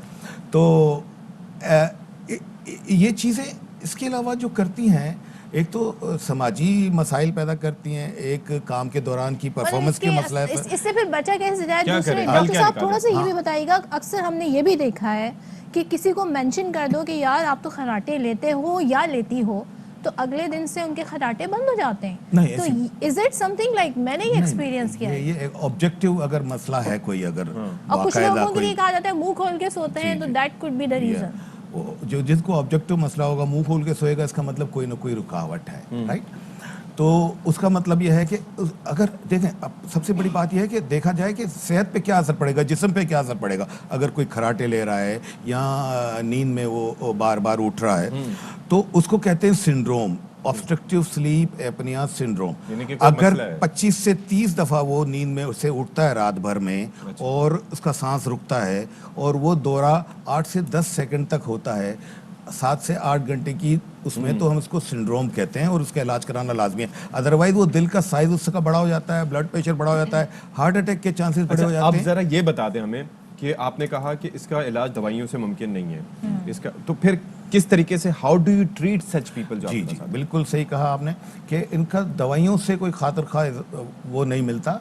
उसके लिए ज़रूरी है कि हमें उसके लेवल का पता करना है कि रुकावट किस जगह है, अच्छा, ठीक, ऑब्स्ट्रक्शन किस जगह है। उसके लिए एक स्लीप स्टडी होती है जिसको पॉलीसोमनोग्राफी कहते हैं, ठीक है। उसमें 24 घंटे मरीज को एक स्लीप लेबोरेटरी में लेटा दिया जाता है। यहाँ पर है हमारे पास? जी हाँ, अच्छा, ठीक जी हाँ, है। बड़े बड़े अस्पतालों में ये है। अच्छा, और उनको तमाम मशीनों से कनेक्ट कर दिया जाता है, ECG, EEG, EMG और सारी तारें लगी होती हैं उसकी। जी हाँ, उनकी वीडियो बनाते हैं, उनकी ऑडियो बनाते हैं, सारी चीज़ें, और उसकी अंदर कैमरा डाल के और उसको देखते हैं कि कहाँ पे रुक रहा है, लेवल किधर है, उस तरफ उसका लेवल कहाँ है। फिर जब level that person is sleeping, right, conscious but sleeping, and उसके बाद हम फैसला करते हैं कि अब इसका क्या करना है। आम तौर पे क्या होता है कि जब मरीज हमारे पास इस तरह का खराटे का या स्लीप एपनिया का सिंड्रोम का मरीज आता है तो हम उसकी पहले हिस्ट्री लेते हैं, उसकी दवाइयों को रीशेड्यूल करते हैं, उसकी लाइफस्टाइल को हम मॉडिफाई करते हैं। लेकिन एक चीज ये है और कि सबसे अहम जो है वो 12 से 15 केजी अगर वो हैवी वेट है तो 15 केजी वजन गिराने से 80% खराटे सही हो जाते हैं। चलिए, जबरदस्त। एक और चीज मुझे बताएं, लेकिन ये जो तरीकेकार है जिसके अंदर 24 घंटे ऑब्जर्वेशन है और बड़े हॉस्पिटल्स में होता है, तो सरकारी हॉस्पिटल्स में तो मुझे नहीं लगता कि ये होता होगा। सरकारी तो फिर अब ये तो समझे कि 80% of the population they can not afford it.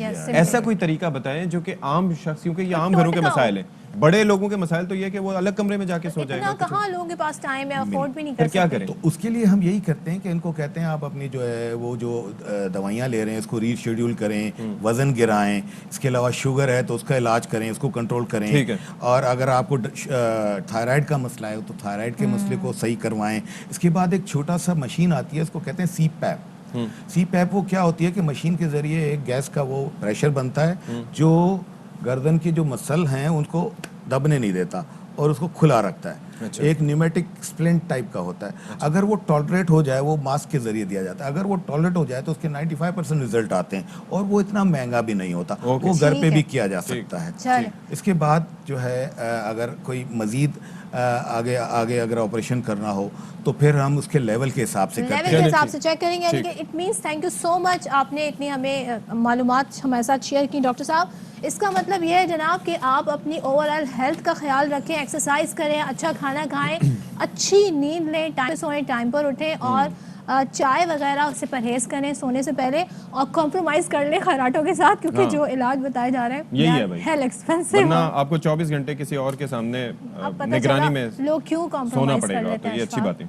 बहुत शुक्रिया सर खयानी साहब, आप तशरीफ लाए और बड़ी अच्छी आपने गुफ्तगू की। अब जनाब किस मामले पे हम बात करें? अब जनाब हमने बात की एक्सरसाइज की। एक्सरसाइज से मुझे याद आया कि इट मींस कि आपको फिजिकल एक्सर्शन करनी है, और उससे मुझे याद आया कि मेहनत में अजमत है। तो ना सिर्फ आप जिस काम में भी हार्ड वर्क करेंगे उसका रिजल्ट आपको ज़रूर मिलता है, आपकी मेहनत कभी भी रायगा नहीं जाती है।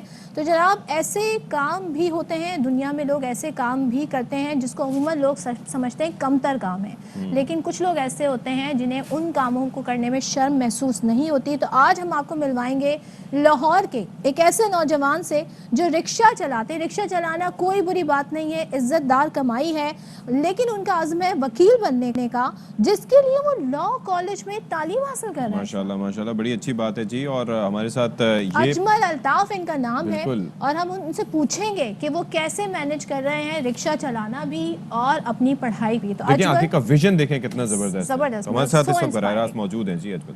चलिए जी अजमल, वेरी गुड मॉर्निंग और बहुत शुक्रिया आप तशरीफ लाए, और माशाल्लाह आप तो अभी से बड़े सूटेड बूटेड और वकील लग रहे हैं। तो ये बताएं कि ये पैशन, हाँ जी, तो ये बताएं ये पैशन जो है वो शुरू से ही था कि हाँ जी मुश्किलात अपनी जगह है लेकिन जाना इसी शोबे में? Thank you sir. एक्चुअल में सर आप जानते हैं कि जिस तरह हमारी सोसाइटी है, बहुत सारे मतलब ऐसे फेलोज़ या स्टूडेंट्स मेरे साथ भी थे जो मतलब ना अर्निंग की तरफ आए, उन्हें स्टडी ड्रॉप करनी पड़ी इंटर के बाद, क्योंकि ना बहुत ज़्यादा यूनिवर्सिटी की फीसेस बहुत ज़्यादा होती हैं, तो इसलिए कुछ ने काम करना स्टार्ट कर दिया और स्टडी को ड्रॉप कर दिया। लेकिन मैंने यही सीखा कि अगर काम करना है तो स्टडी को भी क्यों ना साथ लेके चलें, क्योंकि अगर हम मतलब कम भी टाइम देंगे स्टडी को ड्रॉप करने से वो बेहतर है। तो अल्हम्दुलिल्लाह मुझे एक अच्छे इंस्टीट्यूशन में मतलब मैं गया जहाँ पे लाहौर स्कूल ऑफ लॉ है मॉडल टाउन। तो उन्होंने मुझे अच्छी ऑफ़र की कि आप मतलब स्कॉलरशिप उन्होंने दी। ऐसे बहुत कम इंस्टीट्यूशंस हैं जो कि इस चीज़ को सपोर्ट करते हैं, क्योंकि जो एजुकेशन है वो हमारी बेसिक नीड है सोसाइटी में एक अच्छे सर्वाइवल के लिए। कि एजुकेशन, अगर एजुकेटेड इंसान होगा उसकी विज़न, उसकी सोच ब्रॉड होती है, आप भी जानते हैं। तो अजमल ये एजुकेशन बेसिक नीड है बताएं, हमारी। ये जो रिक्शा है ये आपके उन दिनों का साथी बन जाएगा, बाद में आप याद करेंगे इसी रिक्शे को कि इसने आपका मुश्किल वक्त कैसे निकाला। यानी कि आप दिन में रिक्शा चलाते हैं और शाम में पढ़ाई करते हैं, तो क्या आपने फ्यूचर में प्लान किया हुआ है करने का? दूसरे इखराजात पूरे हो जाते हैं इस रिक्शे की बदौलत? जी मैम अल्हम्दुलिल्लाह, क्योंकि फ़ीस वाला मुझे बेनिफिट हो गया था, तो बाकी जो मेरे एक्सपेंसेस हैं वो मैं कवर करता हूँ इससे, क्योंकि मैंने जॉब ट्राई करके की, लेकिन आपको जानते हैं कि जॉब जब इंसान करता है तो बॉस वो 5 मिनट लेट नहीं आ सकते, आप ऑफ नहीं कर सकते। जबकि हमारे लेक्चर्स की टाइमिंग, इसका मुझे सबसे ज़्यादा बेनिफिट ये है कि मैं इसको किसी टाइम पे भी चला सकता हूँ। जब मेरा लेक्चर हो मैं लेक्चर ले सकता हूँ, उसके बाद मैं इसको फ्री टाइम में चला सकता हूँ और अल्हम्दुलिल्लाह मेरे एक्सपेंसेस कवर हो रहे हैं। अजमल एक और चीज़ ये बताएं, मैं एक और चीज़ ये बताएं कि देखें आप इतनी मेहनत कर रहे हैं, लेकिन आजकल हमारी जो ज़िंदगी है उसमें दिखावा बहुत है। यानी कि लोग भले उनकी लाइफ कितनी शैलो हो, खाली हो, लेकिन वो इंस्टाग्राम फेसबुक वगैरह पे जो मंजर कशी करते हैं वो ऐसे ही होते हैं कि सब कुछ बहुत परफेक्ट है। ऐसे में आप रिक्शा चलाते हैं तो उसमें सपोर्ट ज़्यादा मिलती है आपको, या फिर आपको क्रिटिसाइज भी किया जाता है कुछ एलिमेंट्स की जानिब से? ये सर हमारी अपनी थिंकिंग पे होता है। अब हमें क्रिटिसाइज अगर किया जा रहा है तो जब मुश्किल वक्त आप देखेंगे ना, तभी आप आसानी की तरफ जा सकते हैं। अगर मैं मतलब बस शो ऑफ जितना करूँगा, कुछ 1 साल में शो ऑफ कर लूँगा, उसके बाद मेरे पास अगर एजुकेशन नहीं होगी, मैंने मेहनत नहीं की होगी, तो आगे मेरे लिए बहुत ज़्यादा मुश्किल होगी। तो अभी मुझे अगर कोई कहता भी है तो उससे मतलब अल्हम्दुलिल्लाह ये भी है कि मैं अपने एक्सपेंस पे वालिदैन की सपोर्ट से यहाँ तक पहुँचा हूँ। उसके बाद मैंने ख़ुद को कवर करना स्टार्ट किया है कि मतलब मैं उनको सपोर्ट कर सकूँ, अपने वालिदैन को भी और अपने भी एक्सपेंसेस। तो इसमें मेरा नहीं ख्याल कि कोई शर्म, क्योंकि काम करना चाहिए। आई थिंक सो कि 18 के बाद आपको ना अपने पेरेंट्स को भी रिलीफ देना चाहिए, क्योंकि हमेशा उनकी ज़िम्मेदारी नहीं है कि आपको 30 साल तक भी पालें, लेकिन वालिदैन को सपोर्ट करना चाहिए और अपने एक्सपेंसेस खुद उठाने चाहिए। बाकी जो फ्रेंड्स वगैरह में है अल्हम्दुलिल्लाह, दोस्त अगर अच्छे हों तो वो ये चीज़ नहीं देखते कि आप रिक्शा चलाते हो या क्या। जैसे आसिफ भाई मेरे दोस्त हैं, उनके पास गाड़ी भी है, लेकिन मेरे साथ उनका वही ताल्लुक़ है जो कि स्कूल लाइफ में था, वैसे ही मुझे ट्रीट करते हैं। तो आपको पता है सोसाइटी में हमेशा हर तरह के लोग मौजूद होते हैं। कुछ लोगों ने अप्रिशिएट भी किया है तो कुछ ज़ाहिरी बात है तनकीद भी करते हैं, लेकिन हमेशा अगर आप खुद डिसाइड करते हैं कि बेहतर क्या है आपके लिए, तो आई थिंक सो स्टडी के लिए आपको स्टडी ड्रॉप नहीं करनी चाहिए। स्टडी के लिए जितनी भी मेहनत करनी पड़े, ये हमारी बेसिक नीड है, और इसके लिए मेहनत करके भी स्टडी ड्रॉप ना करें, चाहे कम टाइम में, लेकिन पढ़ें ज़रूर। और वक्त गुजर जाता है, लेकिन जो आप काम करते हैं, मेहनत करते हैं, ख़ासतौर पे अपनी 20s में जो आप मेहनत करते हैं, उसका सिला, उसका फल आपको ज़रूर मिलता है। तो फोकस रहिए और इधर उधर की बातों पे ध्यान ना दीजिए। आपके गोल्स अगर आपने अचीव करने, तो आपके फोकस सिर्फ आपका गोल होना चाहिए, उस तक कैसे पहुंचना है।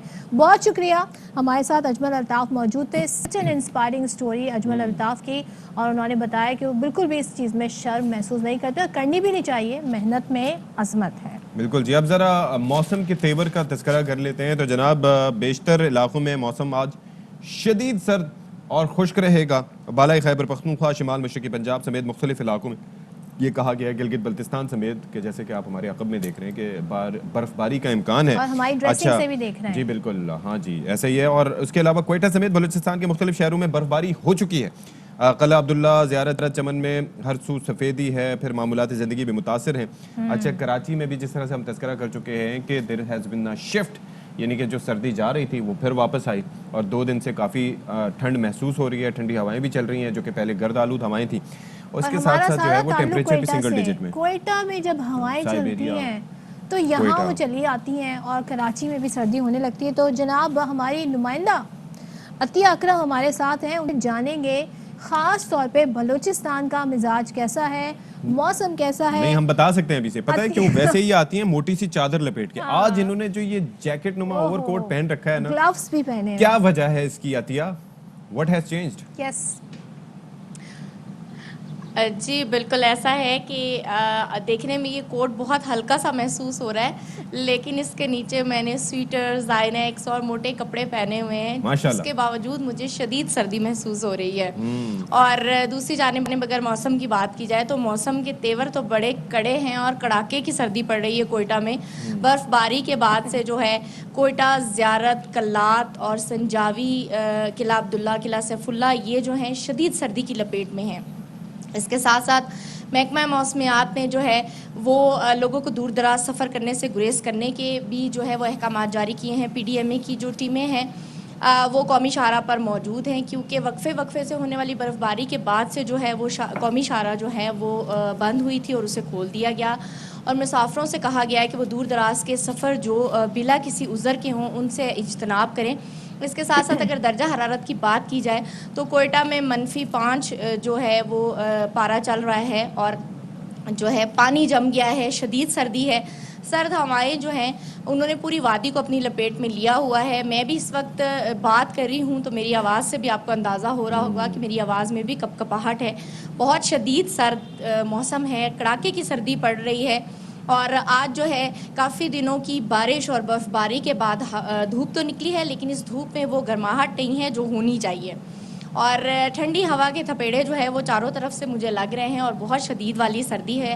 और इसके साथ साथ अगर मसाइल पे भी बात कर ली जाए तो कोयटा शहर में हमेशा से ही मौसम सरमा के आते ही गैस प्रेशर में कमी का मसला जो है वो सर उठा लेता है, लेकिन इस मरतबा तो शदीद सर्दी के बावजूद इलाकों से गैस लोड शेडिंग के साथ साथ बहुत से इलाकों में गैस है ही नहीं और शहरी बहुत ज़्यादा परेशान है। और बहुत से शहरियों से जब हमारी बात हुई तो उनका कहना था कि उनका दिल चाह रहा है कि अब दोबारा से वो जो है कोयले के स्टोव ले ले, लेकिन अब गुटखा, लकड़ी और कोयला भी आम शहरियों की उनके रेट भी बढ़ गए भाई, पहुंच से दूर हो गया है जनाब। बहुत शुक्रिया आतिया, आपने तफसील दी और मतलब आप ये देखें कि एक तरफ सर्दी है काफ़ी ज़्यादा और दूसरी जाने मसाइल जो हैं वो बढ़ते चले जा रहे हैं। मसाइल भी हैं और गले भी खराब हुए हैं। मरी में हम ये देख रहे हैं कि थोड़ा सा उन्होंने SOPs चेंज किए हैं। एक तो ये है कि तादाद लोगों की कम कर दी है जिनको जाने की इजाज़त दी जा रही है। अच्छा, इसके अलावा जो पुराने और कमज़ोर इंजन की हामिल गाड़ियाँ हैं उनको भी रोका जा रहा है। तो ये एक कैसे डिटरमिन करेंगे कि कौन सी गाड़ियाँ, क्योंकि वहाँ पर 4x4 गाड़ियाँ नॉर्मली जाती हैं, उसके अंदर अक्सर जो है वो पुरानी गाड़ियाँ भी होती हैं जिनका इंजन मजबूत होता है। तो ये डिटरमिन कैसे किया जाएगा? तो गालिबन अपने लिए इसके ऊपर मजीद बहस मुबाहिसे होंगे। तो ये अपने लिए गाड़ी मजीद से आना मुश्किलात चाहते हैं, ज़ाहिर उतना कुछ अफोर्ड नहीं कर सकते, वो किस तरीके से करेंगे? तो ये सारी सूरत हाल है, उनको क्या रिस्ट्रिक्शंस दी गई हैं मरी के हवाले चले से। जी। तो सानिया मरी जब हुआ तो उसके बाद ये हुआ कि लोगों ने इधर उधर डाइवर्ट होना शुरू कर दिया, अपने आप को कर दिया और इस तरीके से कि भाई और भी मकाम आते हैं, सवात मौजूद है, इसके अलावा भकी बालाई इलाके काफ़ी सारे मौजूद हैं और आज़ाद कश्मीर, मतलब मरी के अलावा कहीं और जाना तो आप आज़ाद कश्मीर जा सकते हैं। तो वहाँ पर भी जो बर्फबारी जिन इलाकों में हो रही है तो सयाहों ने वहाँ का रुख कर लिया, वहाँ का रुख किया है और वहाँ एंजॉय कर रहे हैं सयाह मौसम को। तो जनाब वेलकम बैक वंस अगेन, बाखबर सवेरा में आपको खुश आमदेद कहते हैं और अब बात करेंगे अच्छी खबरों की। अशफाक, अच्छी खबरों की तो हम सुबह से ही बातें कर रहे हैं, आपको बड़ी अच्छी हमने न्यूज़ भी दी है, लेकिन हम बताएंगे आपको कि हमारी जो टेक्सटाइल मसनूआत हैं इस शोबे में पाकिस्तान की बरामदात में मुसलसल इजाफा देखने में आ रहा है और आलमी वबा कोरोना की एक बार फिर बिगड़ती सूरत हाल है, लेकिन इसके बावजूद पाकिस्तान की बरामदात में इजाफा बड़ी कामयाबी है। 2-3 सेक्टर्स हैं जिसमें पाकिस्तान बड़ा फ्लरिश कर रहा है। एक तो ये है कि रियल एस्टेट सेक्टर, दूसरा टेक्सटाइल सेक्टर, इसके ऊपर खासा फोकस है। फिर इसके ऊपर अभी ये सुनने में आ रहा है कि वज़ीर आज़म साहब की कुछ मुलाकातें हुई हैं तो IT के शोबे में भी, और ये जो ख़ास तौर पर सॉफ्टवेयर के हवाले से पाकिस्तान उस पर भी काम करने जा रहा है शोबे में, तो वहाँ पर भी बड़ा एक अच्छा स्कोप है। तो जनाब इस वक्त हुआ यह है कि पाकिस्तान ने अमरीकी मंडी तक रसाई में भारत और बांग्लादेश को पीछे छोड़ दिया है। तो इसमें क्या वजूहात हैं, ये अचीवमेंट किस वजह से हुई, इस पर बात करने के लिए हमारे साथ मौजूद हैं एप्टमा साउथ के चेयरमैन आसिफ इनाम साहब स्टूडियोज़ में। बहुत शुक्रिया आसिफ साहब, आपने हमारे लिए वक्त निकाला। ये बताइएगा कि ये जो वैल्यू एडिड टेक्सटाइल है ये इसमें कौन कौन सी प्रोडक्ट्स वैसे शामिल होते हैं?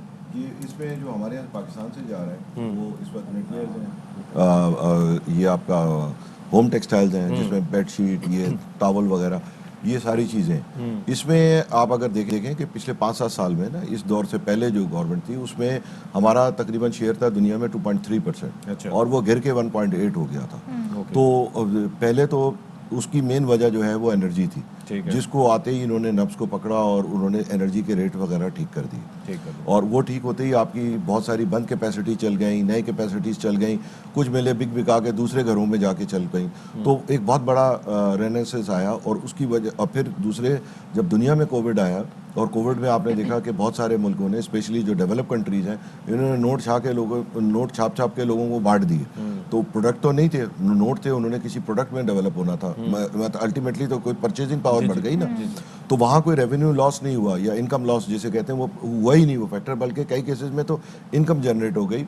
और कई ममालिक तो ऐसे हैं कि जहाँ 42% इनकम जो है वो सरकार की जो है इमदाद बन गई। यानी अगर 100 इनकम है मुल्क की तो उसमें से 42 जो है वो लोगों की इनकम का हिस्सा सरकार की इमदाद यानी कि trickle down effect, trickle down नहीं, वो डायरेक्ट एक्सप्लोसिव उसकी, चूंकि जब आप इस तरीके के पैसे बांटते हैं तो उसकी वेलोसिटी बहुत ज़्यादा होती है। सुबह ही गए खर्च कर दिया, तो वो सारे शेल्फ वेल्फ खाली होने लगे, तो डिमांड बहुत क्रिएट हुई। बाय द टाइम जो है वो चाइना और अमेरिका का जो ट्रेड स्पैट था, तो हमारे यहाँ उस पॉलिसी के बाद जो है, और हमारे यहाँ अपनी कोविड हैंडलिंग बहुत अच्छी हुई। तो ये स्मार्ट लॉकडाउन का कॉन्सेप्ट आया और पूरा मुल्क नहीं बंद किया।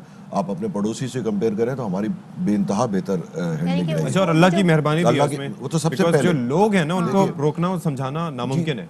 मतलब सबसे पहले तो अल्लाह का करम है, वो तो ऑब्वियसली उसको तो उसके बगैर तो है ही नहीं। फिर दूसरे जो ह्यूमनली पॉसिबल इकदाम थे वो गवर्नमेंट ने लिए, वो ह्यूमन फैक्टर को रखते हुए देखे कि जी लोगों को भूखा नहीं मरना, ये वो मतलब एक बैलेंस रखा। तो अल्लाह ने भी मदद की। ये बताइएगा, मुल्क में गैस बहरान की बात की जाती है और डायरेक्टली इससे ज़ाहिर हमारी इंडस्ट्री मुतासर होती है जी। आप लोग इससे किस हद तक मुतासर हुए और अब आप कह रहे हैं कि ज़ाहिर बहुत कुछ बेहतरी आई है, उसमें बिग फैक्टर क्या है? जी अब हम आ जाए ना, सबसे पहले कि गवर्नमेंट ने अचीव किया ये जो टेक्सटाइल की ग्रोथ सारी की, वो कंपेटिटिव एनर्जी देके। कंपेटिटिव एनर्जी किसी को कोई सब्सिडी नहीं थी, बल्कि ये है कि अगर गवर्नमेंट ने गलत खरीदा हुआ था तो उसने सही भाव पे दिया जो मार्केट का भाव है। अगर आपकी खरीद डबल है, कोई दुकानदार सारी जिंदगी सौदा रखे रहे, वो नहीं बिकेगा। ठीक है। अब हुआ ये है कि जैसे ही ये 6 बिलियन डॉलर का तकरीबन इन्वेस्टमेंट है या इससे भी ज़्यादा जो ऑलरेडी टेक्सटाइल ने कर दिया है, जिसमें से पार्शल इम्प्लीमेंट हुआ है और पार्शल अब हो रहा है। अब ये हाल हो गया है कि फैक्ट्रियाँ लगी खड़ी हैं। अब क्या हुआ कि जो टेक्सटाइल पॉलिसी थी जिसके ड्राफ्ट पे लगा है वो रुक गई है। अच्छा। अब उसमें नई बातें हो रही हैं कि जी हम एनर्जी नहीं देंगे, एनर्जी देंगे तो इसको देंगे, इसको नहीं देंगे। अच्छा। CPP और अजीब अजीब किस्म की चीज़ें जो है वो नहीं आ गई। तो अनफॉर्चुनेटली ये बहुत बड़ा जो अब फ्यूचर में धक्का आएगा कि जी फैक्ट्रियाँ तैयार खड़ी हुई हैं और वो इंतजार में है कि जी किस पॉलिसी के तहत उन्हें गैस मिलेगी। गैस इंजन इंपोर्ट किए हैं नए, सब कुछ किया है उन्होंने। अच्छा, तो आपके नज़दीक इस चीज़ का सिचुएशन का हल क्या है? मिसाल के तौर पर काफ़ी हमारे सेक्टर्स में एक्सपोर्ट्स हमारी बढ़ रही हैं, बेहतर हो रही हैं, लेकिन साथ ही पाकिस्तान का जो है वो अगर बेहतरी की तरफ हमने जाना है तो सब यही कहते हैं कि हमारा जो ट्रेड डेफिसिट है इंपोर्ट और एक्सपोर्ट के अंदर जो फ़र्क है, जो अभी 106% उसमें कहा है कि सर्ज हो गया है, मज़ीद बढ़ गया है, उसको कैसे कम किया जाए? देखिए, उसको तो आप एक्सपोर्ट बढ़ा के, अब चाहे वो आपकी IT हो, चाहे टेक्सटाइल हो, कोई और हो, ये कभी हमने ये नहीं कहा कि दूसरे सेक्टर्स को आप प्रमोट ना करें, आप हर चीज़ को प्रमोट करें। टेक्सटाइल में ये बात आप समझ लें कि जी जब तक कंपेटिटिव नहीं होंगे तो वो नहीं है। वो गवर्नमेंट ने हमें किया है एंड अगर उसको बैक ट्रैक किया तो ये सारा इन्वेस्टमेंट भी डूब जाएगा और ये सारी जो ग्रोथ वगैरह नज़र आ रही है ये एकदम तो अभी कौन सी चीज़ें ऐसी आप प्रोड्यूस कर रहे हैं टेक्सटाइल सेक्टर में, ओवरऑल पाकिस्तान की बात करें, जहाँ जिनकी डिमांड है? जी, इस वक्त तकरीबन सारी है। देखिए, इस वक्त हमारा मॉडल पहले के, आज से 20 साल पहले की टेक्सटाइल के मॉडल से बड़ा डिफरेंट हो गया। अच्छा। अब हम कॉटन डेफिसिट कंट्री हैं। ओके, बिल्कुल। तो कॉटन डेफिसिट तो हम 1992 से ही हो गए थे, क्योंकि 1992 से ही इतनी स्पिनिंग लग गई थी कि हमें फिर कभी भी कॉटन के हम सरप्लस पे नहीं गए एक आध साल के अलावा।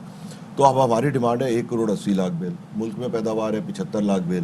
तो ये 1 करोड़ 10 लाख बेल हमें इंपोर्ट करनी है और नेक्स्ट ईयर जो ये सारे प्रोजेक्ट्स आ रहे हैं हमारी 2 करोड़ 20 लाख के करीब डिमांड है। तो इसको मीट हम इंपोर्ट से ही कर रहे हैं एंड प्लस इंशाल्लाह इस साल मुझे बहुत उम्मीद है कि इस साल जितने ग्रोज ने पैसे कमाए तो अगले साल वो काश ज़्यादा कर रहे हैं। अभी तक तो फेवरेबल रिपोर्ट है। अच्छा, हम बात करते हैं बांग्लादेश के मॉडल की, अब हम ऑलमोस्ट वही हो गए ना। आप समझते हैं कि उनके मॉडल में हमारे में क्या इस वक्त फ़र्क है अगर हम देखा जाए? क्योंकि देखिए उन्होंने ये एक मॉडल में ये रखा है उन्होंने भी बड़ा इन्हिसार किया अपने। जी उन्होंने ये रखा है कि जैसे आप गारमेंट एक्सपोर्ट कर रहे हैं उस पर आपको एक रिबेट मिलेगा। अब वो रिबेट आपका हर स्टेज पे कम होता जाएगा, आप जितना इंपोर्टेड मटेरियल करते जाएंगे वो रिबेट कम होता जाएगा। तो वो मॉडल ने क्या किया कि उनके यहाँ स्पिनिंग से लेकर हर चीज़ को किया। आप इंपोर्ट करना चाहते हैं तो आप रिबेट सेक्रीफाई कर देंगे। हमारे यहाँ सेल्फ एफिशिएंसी की तरफ, और देखिए हर चीज़ की वैल्यू एडिशन है। पाकिस्तान ने चाइना को यान बेचना बंद किया तो हैरान होंगे कि उसकी जगह किसने ली है। चाइना का जो इस वक्त सबसे बड़ा यान सप्लायर है वो वियतनाम है, वहाँ भी एक गांठ नहीं पैदा होती। तो आप मुझे बताएं कि जी आपने खाली एक करके कि जी हमें धागा नहीं चाहिए, धागा नहीं। वियतनाम जी आप कह रहे हैं कि एक भी गांठ वहाँ पर एक भी बेल जी, पैदा एक बेल भी नहीं होती। तो फिर कहाँ से वो सारा दुनिया से जैसे हम खरीद रहे हैं वो खरीद के फिर उन्होंने आगे इनको बेच रहे हैं। जी ये आपके मुल्क का कंड्यूसिव एनवायरनमेंट होता है कि अगर आप कंपेटिटिव होते हैं तो आप, यानी वियतनाम ने जगह ली, इंडिया ने नहीं ली, जो एक कॉटन प्रोड्यूसर है। ठीक है। तो इसीलिए इंडस्ट्री का कंड्यूसिव एनवायरनमेंट, और वहाँ अब उन्होंने यहाँ तक किया है कि स्पिनिंग में उन्होंने बैन किया कि जी कोई फॉरेन इन्वेस्टर नहीं चाहिए क्योंकि हमारे यहाँ इतना बेस बन गया। चलें जी, बहुत शुक्रिया आसिफ इनाम साहब, आप तशरीफ लाए और हमें काम करने की ज़रूरत है। ख़ास तौर पर अगर हमें ट्रेड डेफिसिट कम करना होगा तो हमें मज़ीद शोबों को भी आगे बढ़ाना होगा, टेक्सटाइल और रियल एस्टेट के अलावा। ठीक है जनाब, यहाँ पे ब्रेक का वक्त हुआ है, ब्रेक के बाद वापस आते हैं।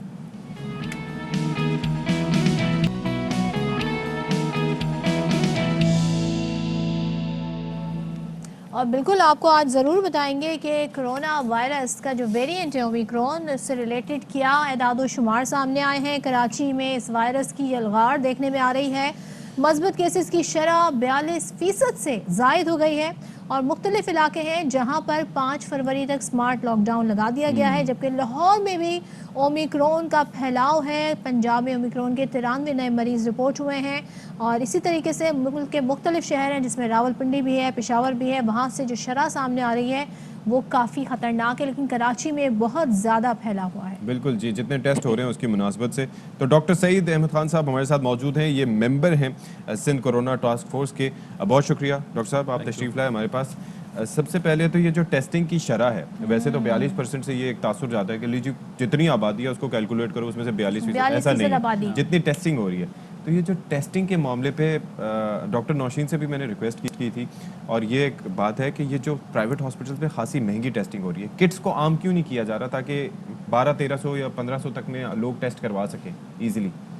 हाँ, ये बिल्कुल अहम एक मामला है जिस पे गवर्नमेंट भी गौर कर रही है और हम भी इस पे ऑप्शंस पॉपुलेशन के पास है इस वक्त कि कहाँ पे वो टेस्ट कराना चाहें। लेकिन इस्तेदाद बढ़ाए ना गवर्नमेंट हॉस्पिटल, गवर्नमेंट के पास अभी लोग जितने आ रहे सारे को टेस्ट हो रहे हैं। मसला है कि लोग जितने तादाद में टेस्ट कराएंगे उतनी, अब एक टाइम था कि हम ढूंढ रहे थे किसी का टेस्ट करें, लोग अब लोग आ रहे हैं टेस्ट कराने। तो ये एक इशू है कि पॉपुलेशन कितनी वेलिंग है और अवेयर है और उनको पता है कहाँ पे टेस्ट हो रही है। तो गवर्नमेंट तो 100% उसने प्रोवाइड की हुई है जो फ्री ऑफ चार्ज टेस्टिंग।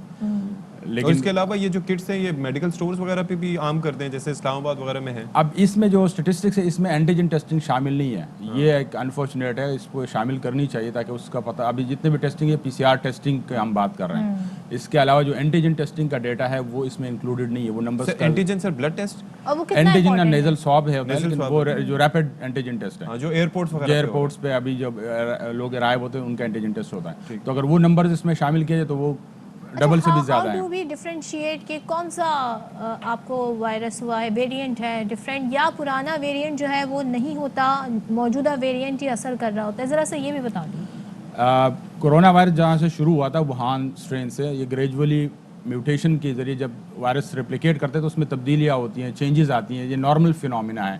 मतलब 4 लेटर्स AGCT, तो ये रेप्लिकेशन जब होती है तो जैसे हम स्पेलिंग मिस्टेक कहते हैं, तो रेप्लिकेशन के दौरान ये AGCT के अंदर कोई एक न्यूक्लियोटाइड चेंज हो जाता है, इसको हम सिंगल म्यूटेशन कहते हैं। ये ग्रेजुअल फिनोमिना है। तो जिस तरह डेल्टा वेरिएंट था, अल्फा बीटा ये वाले वेरिएंट, अभी ओमिक्रॉन वेरिएंट है। तो अभी दुनिया भर में और स्पेशली अभी कराची में जो प्रीडोमिनेंट वेरिएंट है वो ओमिक्रॉन है। चाहे आप टेस्ट करें ना करें, 99% केसेस जो इस वक्त हैं वो ओमिक्रॉन ही के हैं, क्योंकि जब नया वेरिएंट आता है पुराने वेरिएंट के अगेंस्ट इम्यूनिटी ऑलरेडी डेवलप हो चुकी है। एक और चीज़ भी है कि जैसे इसकी तो कहा जा रहा है, प्रेडिक्शंस है कि 39,000 म्यूटेशंस ये कर सकता है।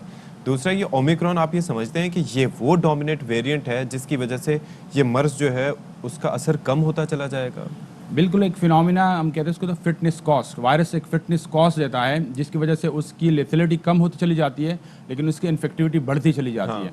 तो ये ग्रेजुअली फिल्टर आउट होता है कि इसकी लेथेलिटी कम हो रही है और इसकी इन्फेक्टिविटी बढ़ रही है, तो ये एक नॉर्मल फ्लू जिसको हम कहते हैं कि इसकी तरफ बढ़ रहा है, तो ये वायरस फिल्टर आउट होकर इस कम्युनिटी से आउट हो जाएगा। लेकिन तब तक हमें वैक्सीनेशन और आईएसओपीज पे अमल करना जरूरी है। Vaccination is so important to reach to that stage. बिल्कुल। तो बूस्टर के बारे में बताएं ताकि हम लोगों को ज़्यादा अवेयर कर सकें कि कितना इम्पोर्टेंट है बूस्टर डोज लगवाना, और ख़ास तौर पे वैक्सीनेशन तो ज़रूरी है, ये भी कितना इम्पोर्टेंट है। जिस तरह अभी आपसे बात हो रही कि कब ख़त्म होगा, जब तक ये ख़त्म नहीं हो तब तक ये नुकसान पहुंचा सकता है। तो तब तक हमें इसको वैक्सीनेशन के ज़रिए डील करना है कि 6 महीने 1 साल का जो ड्यूरेशन है यकीनन इतने देर में ख़त्म हो जाएगा, लेकिन तब तक इसकी इफेक्ट को कम करने के लिए हमें वैक्सीनेशन का सहारा लेना पड़ेगा। इम्यूनिटी को बिल्कुल इंटैक्ट रखेगा। बूस्टर डोज इसलिए ज़रूरी है क्योंकि तकरीबन 6 मंथ जो लास्ट वैक्सीन है वो काम कर रही है, उसके बाद ये ग्रेजुअली कम होना शुरू हो जाएगा। एंटीबॉडीज की एज सर ये इतनी होती है कि 180 दिन में वो फिर डिप्लीट होना शुरू हो जाती हैं। 2 चीज़ें होती है, एक एंटीबॉडी का क्वांटिटी, दूसरा जो नया वेरिएंट आता है उसको हम कहते हैं न्यूट्रलाइजिंग एंटीबॉडी।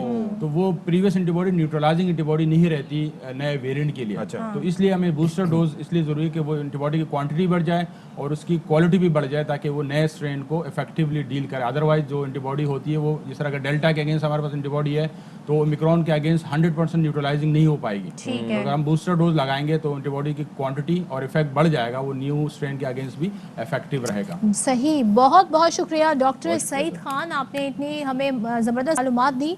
और कितना ज़रूरी है बूस्टर डोज लगवाना, क्योंकि जब तक ये वायरस है तब तक आपको इसके खिलाफ इम्यूनिटी बिल्ड करनी अपने अंदर। और अशफाक, एक किसी ने मीम शेयर की थी, उन्होंने सवाल पूछा था वो कौन सा शहर है जिसने आपकी ज़िंदगी तब्दील कर दी, तो जिन्होंने जवाब दिया उन्होंने लिखा वुहान सिटी। बिल्कुल ऐसा ही है, लेकिन एक चीज़ ये है कि भाई इस वक्त जहाँ भी जाने का मौका मिलता है, डिपार्टमेंटल स्टोर हों या कहीं पर भी, people are not following the SOPs। Even जो स्टोर्स के जो इंतज़ामिया है वो लोग भी नहीं कर रहे। हॉस्पिटल्स बड़े बड़े हैं, वहाँ पर भी सेरेमोनियली चीज़ों को फॉलो किया जा रहा है, लेकिन बड़े एहतियात की ज़रूरत है, बहुत फोकस्ड रहने की हमें ज़रूरत है, क्योंकि हम मुतहम्मिल नहीं हो सकते कि लॉकडाउन की तरफ जाएँ या चीज़ें सब बंद होती जाएँ। तो एहतियात ही वाहिद इलाज है।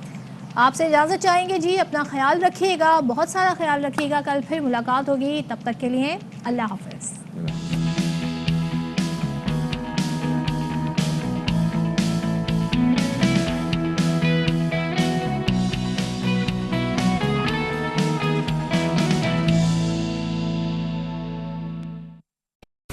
अहम तरीन खबरें अब एक क्लिक की दूरी पर।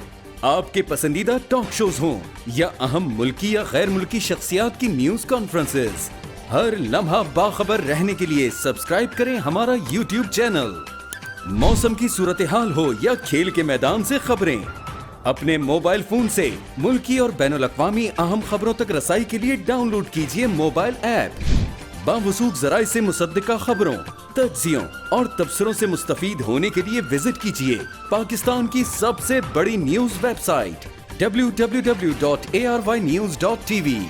इन सब के अलावा पाकिस्तान का सबसे बड़ा फेसबुक पेज हो, सबसे बड़ा न्यूज इंस्टाग्राम अकाउंट या फिर ट्विटर, ARY न्यूज पहुंचा रहा है खबरें सबसे पहले आप तक, ताकि आप रहें हर लम्हा बाखबर।